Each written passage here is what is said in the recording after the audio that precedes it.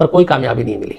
काफ़ी इधर उधर ढूंढा गया पर कोई ऐसा गुमशुदे की तलाश नहीं मिली।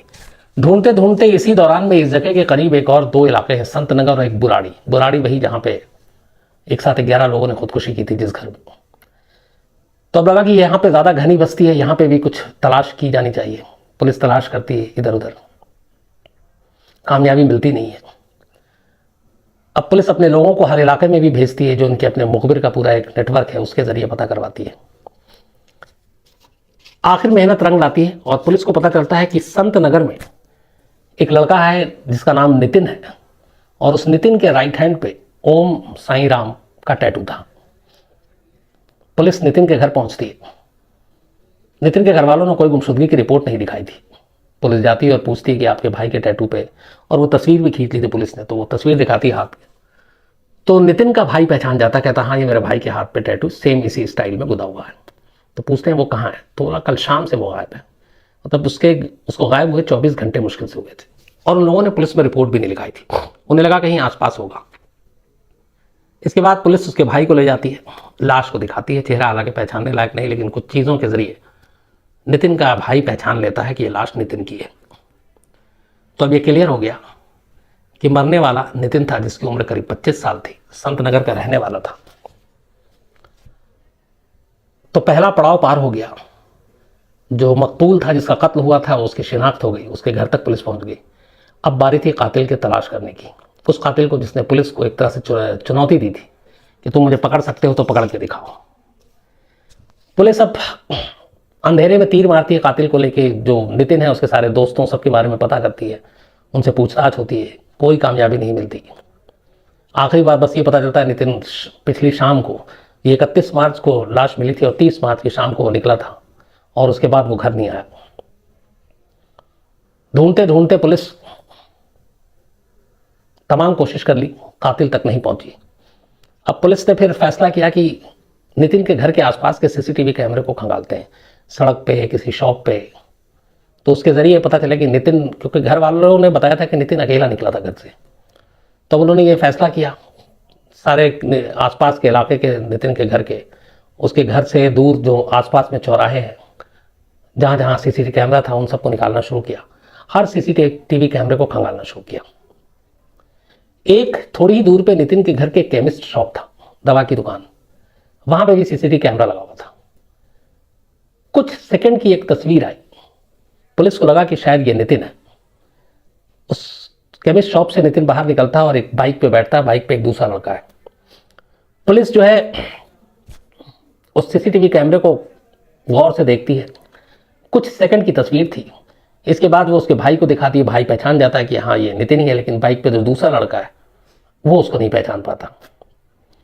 काफ़ी कोशिश होती है, फिर उसको इलाज किया जाता है सीसीटीवी कैमरे को पुलिस एक्सपर्ट के जरिए। तो जब वो तस्वीरें और क्लोजअप में आती हैं और क्लियर होता है, तब भाई पहचानता है नितिन का और कहता है कि ये नितिन का एक दोस्त है जिसका नाम है हैप्पी, और बाइक वही चला रहा था और उसके पीछे नितिन बैठा था। अब पुलिस को हैप्पी का सुराग मिला। हैप्पी दोस्त तो था, लेकिन वैसा क्लोज दोस्त नहीं था जैसे नितिन के बाकी दोस्त थे। तो इसके बाद पुलिस हैप्पी के घर पहुंचती है। पता चला कि हैप्पी 24 घंटे से घर से गायब है। जैसे ये बात पता चलती है तो दो सवाल पुलिस के जहन में आते हैं। एक कि हैप्पी कातिल में से एक है, उसी ने मारा। दूसरा ये कि कहीं नितिन की तरह हैप्पी के साथ भी कुछ ना हो गया हो, क्योंकि 3 किलोमीटर के दायरे में इधर लाश मिली और उसका दोस्त है हैप्पी, तो दोनों चीज़ें हो सकती हैं। हैप्पी कातिल भी निकल सकता है, हैप्पी खुद मकतूल भी हो। पुलिस अब हैप्पी की तलाश शुरू करती है, और इसी तलाश के सिलसिले में हैप्पी के मोबाइल को सर्विलांस पे लगाती है। जब मोबाइल को सर्विलांस पे लगाती है तो पुलिस को पता चलता है कि 30 मार्च की रात को इस केमिस्ट शॉप के बाद हैप्पी लगातार अपने एक और दोस्त से बात कर रहा था, और जिस दोस्त से बात करता उन दोनों के लोकेशन एक थे, और उसका नाम था पवन। और कंटिन्यू रात को और देर रात तक हैप्पी और पवन के लोकेशन एक थे। इसके बाद पुलिस पवन के बारे में डिटेल निकालती है और रात को ही पवन के घर पहुंचती है। पवन पुलिस को देख के घबरा जाता है। पुलिस घर के अंदर दाखिल होती है। अंदर दाखिल होते ही पुलिस के भी रोंगटे खड़े हो जाते हैं। जिस रूम में पुलिस दाखिल हुई थी उस रूम के पूरे फर्श पे खून ही खून था। खून से सने चादर, चौपर, तेजधार हथियार, और एक बेड था जिस बेड के ऊपर, बेड बॉक्स बल्कि, उस पर भी खून ही खून। पुलिस ने बेड बॉक्स खोला तो देखा कि उसमें भी खून। तो ये अंदाज़ा हो गया था कि इस कमरे में कुछ हुआ है, और ये भी अंदाज़ा हो गया था कि जो 4 टुकड़ों में लाश मिली है वो लाश दरअसल उसको मारा इसी कमरे में गया, और फेंकने से पहले इन लोगों ने शायद बेड बॉक्स में वो लाश डाली थी, और ताकि वक्त और मोहलत देखें, उसके बाद इसको कहीं ठिकाने लगा सकें। पवन को गिरफ्तार करने के बाद पुलिस पूछताछ करती है। पवन अपना जुर्म एक्सेप्ट कर लेता है। पवन की गवाही के बाद फिर हैप्पी का सुराग मिलता है। हैप्पी को भी पुलिस पकड़ लेती है, दोनों से पूछताछ होती है। अब सवाल ये था कि ये दोनों दोस्त अपने तीसरे दोस्त का इन्होंने कत्ल, वो भी इतनी बेरहमी से, और 3 किलोमीटर के दायरे में लाश फेंकने के पीछे मकसद क्या था। पवन और हैप्पी दोनों बताते हैं कि 30 मार्च की रात को उन्होंने बुलाया नितिन को, केमिस्ट शॉप के पास मिला, उसके बाद वो इसे अपने इसी घर में लेकर आए, और ऐसे ही उन्होंने पार्टी रखी, और पार्टी में नितिन को खूब शराब पिलाई, इतनी शराब पिलाई कि वो अपना होश खो बैठा, और फिर मौका देखते ही उन्होंने तेज़ धार हथियार से उसका गला काट दिया। गला काटने के बाद लाश को बेड बॉक्स में रख दिया, और इस उम्मीद में कि इसको ठिकाने लगाएंगे। लेकिन जैसे जैसे रात बीतती गई, इनका खौफ बढ़ता गया कि पता नहीं क्या होगा, पकड़े जाएंगे। फिर इनको रात में ख्याल आया कि काम करते हैं, रात को ही लाश को ठिकाने लगाते हैं।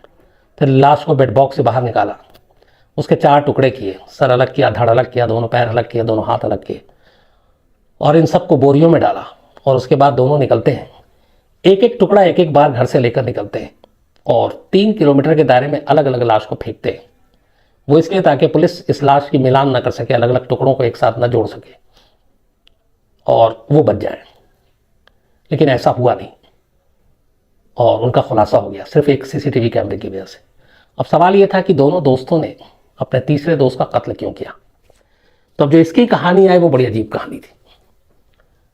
2 साल पहले 15 अगस्त 2015 की बात थी।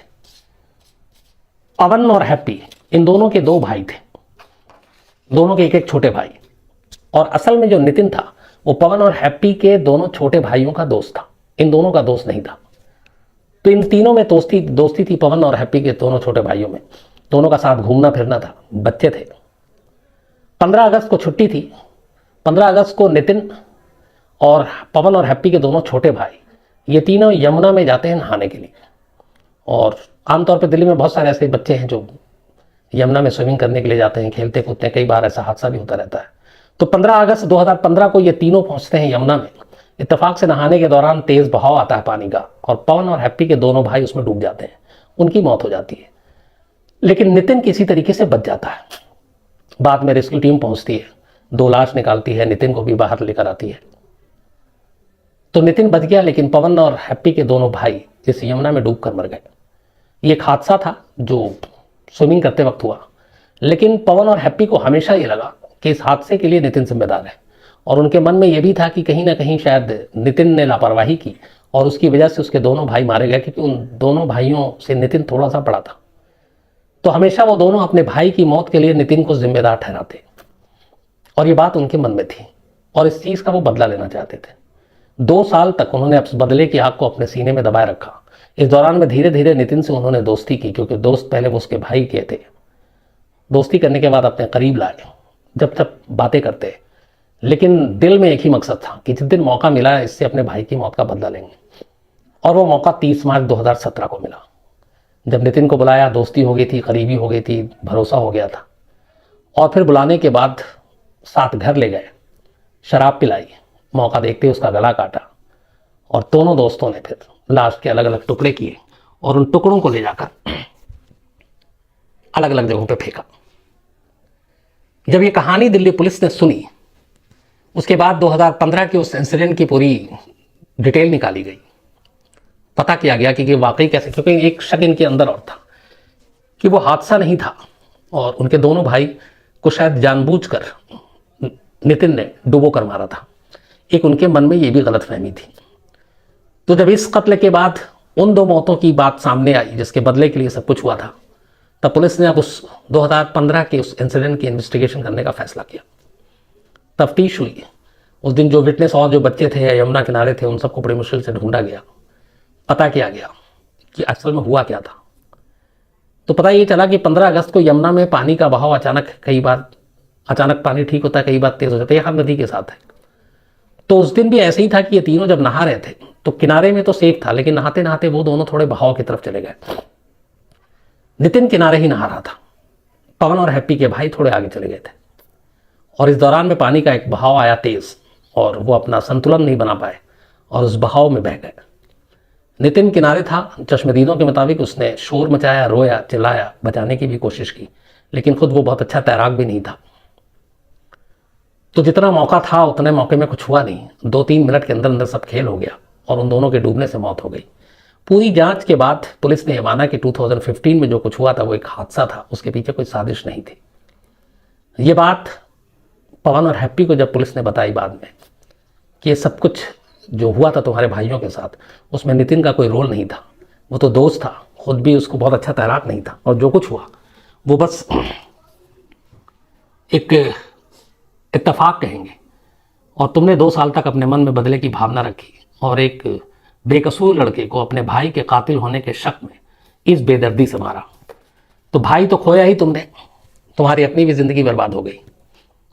उन दोनों को कहते हैं कि जब ये सच्चाई पता चली तो शायद पछतावा हुआ, लेकिन 2 साल तक ये पछतावा इसलिए नहीं था कि उनके अंदर बदले की भावना थी और वो उस वक्त पागल हुए हुए थे, बस मौके की तलाश में थे। उन्होंने खुद कभी ये जानने की कोशिश नहीं की कि सच्चाई क्या थी, उनके भाइयों की मौत डूबने से हुई थी, साजिश के तहत हुई थी, उसमें कितना नितिन का रोल था।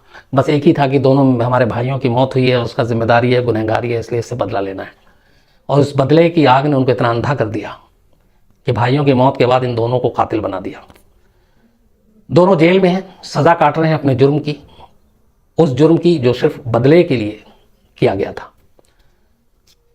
ये कहानी एक सबक देती है, वो ये देती है कि कई बार हम सभी कई चीज़ें अपने मन में बिठा लेते हैं, ठान लेते हैं कि, और फैसला भी कर लेते हैं कि इस चीज़ के लिए सामने वाला जिम्मेदार है, वही गुनहगार है।